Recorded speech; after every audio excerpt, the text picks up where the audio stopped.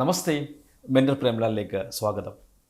നിങ്ങളുടെ സന്ദേശങ്ങൾ വായിച്ചു, നിങ്ങളുടെ പ്രാർത്ഥനകൾക്ക്, സ്നേഹത്തിന് ഒരുപാട് നന്ദി. നോക്കൂ, നമ്മുടെ കഴിഞ്ഞ എപ്പിസോഡ് അവസാനിക്കുമ്പോൾ ഇൻഷുറൻസിൻ്റെ പ്രാധാന്യത്തെക്കുറിച്ച് നമുക്കൊന്ന് സംസാരിക്കാമെന്ന് നമ്മൾ പറഞ്ഞിട്ടുണ്ടായിരുന്നു.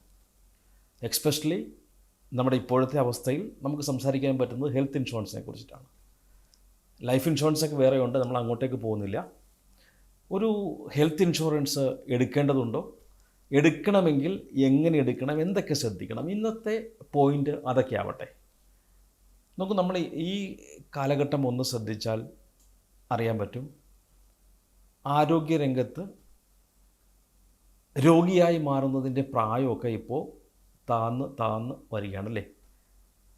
ഇപ്പോൾ ഹാർട്ട് അറ്റാക്കൊക്കെ പണ്ട് ഒരു പ്രായം കഴിഞ്ഞാലാണ് ആൾക്കാർക്ക് ഉണ്ടായിരുന്നെങ്കിൽ ഇന്ന് വളരെ ചെറുപ്പക്കാർ പോലും ഇന്ന് ഹാർട്ട് അറ്റാക്കിലേക്ക് പോകുന്നുണ്ട്. അപ്പോൾ ആ സിറ്റുവേഷനിൽ ഒരു അപകടം വന്നു കഴിയുമ്പോൾ നമ്മൾ കൈകാലിട്ടടിച്ചിട്ട് കാര്യമില്ല. എക്സ്പെഷ്യലി നമ്മുടെ ഈ ചാനൽ സമ്പത്തിൻ്റെ മാനേജ്മെൻറ്റിനെ കുറിച്ചാണ് കൂടുതൽ സംസാരിക്കുക. അപ്പോൾ അതിൽ കുറേ കുടുംബങ്ങളുടെ സമ്പത്തിനെ തകർത്തെറിഞ്ഞത്, സാമ്പത്തിക അവസ്ഥയെ തകർത്തെറിഞ്ഞത് അപ്രതീക്ഷിതമായി വന്നു കയറിയ രോഗങ്ങളും അതിൻ്റെ ചികിത്സാ ചെലവുകളുമാണ്. ഇപ്പം നമ്മളൊരു 10 രൂപ കിട്ടിയാൽ അതിനെ എങ്ങനെയൊക്കെ വീതിക്കണമെന്ന് വളരെ ഭംഗിയായിട്ട് നമ്മുടെ മുൻ എപ്പിസോഡുകളിൽ പറഞ്ഞു വച്ചിട്ടുണ്ടായിരുന്നു. അവിടെ നമ്മൾ പ്രതിപാദിക്കാതെ പോയതൊരു സാധനമാണ് സെക്യൂരിറ്റി എന്ന് പറയുന്ന ഒരു സാധനം. നമ്മളൊന്ന് സേഫ് ആയിരിക്കണം.